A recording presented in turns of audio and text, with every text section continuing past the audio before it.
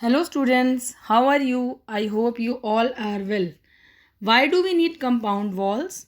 What are we trying to keep out? Today, in this video, I will tell you about the poem Mending Wall. Poem Mending Wall is written by Robert Frost. Setting of the poem. This poem is set at the site of the stone wall between the farms of two hard-working men of New England, one of whom is the poet himself. There is speculation on how the said wall has come to be broken.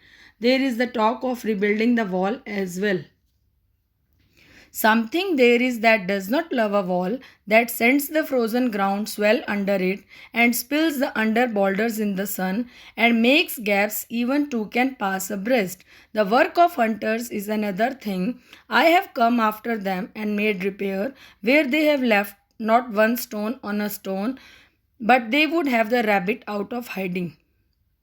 To please the yelping dogs, the gaps I mean, no one has seen them made or heard them made. But at spring mending time we find them there. I let my neighbor know beyond the hill, and on a day we meet to walk the line and set the wall between us again. We keep the wall between us as we go. The poem consists of 45 lines in total. These lines are not divided into stanzas. Here, they are divided into meaningful segments in order to make the poem easier to follow and understand. This poem is written in the first person, hence, we can safely assume that the speaker of the poem is the poet himself. In these lines, the poet speculates that there must be something in the vicinity that breaks down the wall again and again.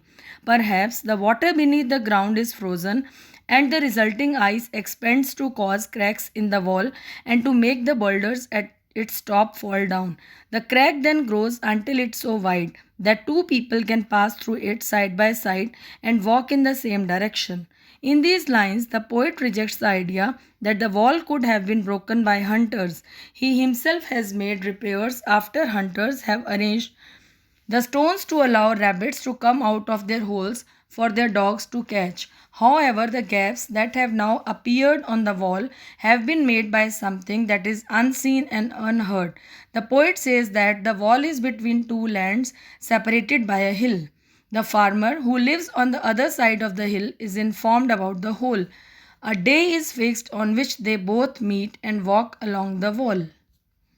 To each the boulders that have fallen to each, and some are loaves and some so nearly balls, we have to use a spell to make them balance. Stay where you are until our backs are turned. We wear our fingers rough with handling them. Oh, just another kind of outdoor game.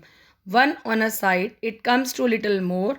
There where it we do not need the wall. He is all pine and I am apple orchard. My apple trees will never get across and eat the cones under his pines. I tell him, he only says, good fences make good neighbors. Spring is the mischief in me, and I wonder if I could put a notion in his head, why do they make good neighbors? In these lines, the poet says that he and his neighbor each take it upon themselves to restore the boulders that have fallen on the side of the hill. However, this is a difficult task since the stones are not always of the same size or shape. Some are round and only magic can hold them in their places. The poet says that his hands as well as his neighbor's hands become calloused as a result of picking up the heavy boulders. It feels like they are playing some sort of game where there is only one opponent on each team. It seems like play rather than work because the wall is wholly unnecessary since the two farmers grow different kind of plants.